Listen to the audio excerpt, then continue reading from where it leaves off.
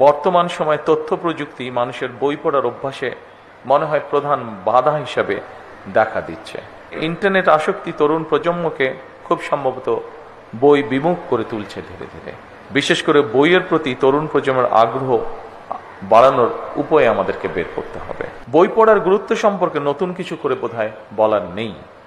German দার্শনিক মার্কুস সিরেলের একটি উক্তি এখানে আমি খুব প্রাসঙ্গিক মনে করি।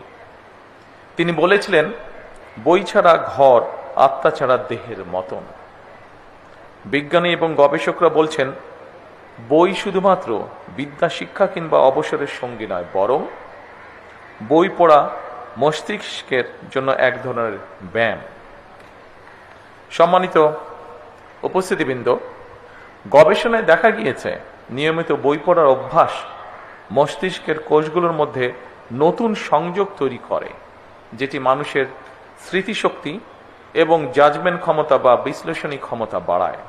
এমনকি আলজাইমার বা ডিমেনশিয়ার মতন রোগের ঝুঁকিও ক্ষেত্র বিশেষে কমিয়ে নিয়ে আসে। তবে বর্তমান সময়ে তথ্য প্রযুক্তি মানুষের বই পড়ার অভ্যাসে মনে হয় প্রধান বাধা হিসাবে দেখা দিচ্ছে।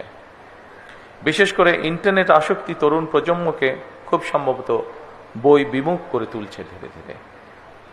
ইন্টারনেটে অবশ্যই বই পড়া যায়, তবে গবেষকরা বলছেন, বইয়ের পাতায় কালো অক্ষরে লেখা বই পড়ার মধ্যে যে জ্ঞানের গভীরতা উপভোগ করা যায়, সম্ভবত একইভাবে দিনের পর দিন কম্পিউটারে মনিটরে ডুবে থেকে জ্ঞান অর্জন হয়তো সম্ভব, তবে শরীরে এবং মনোজগতে এর একটা সাইড এফেক্ট বা পার্শ্ব প্রতিক্রিয়ার প্রভাব রয়ে যায়।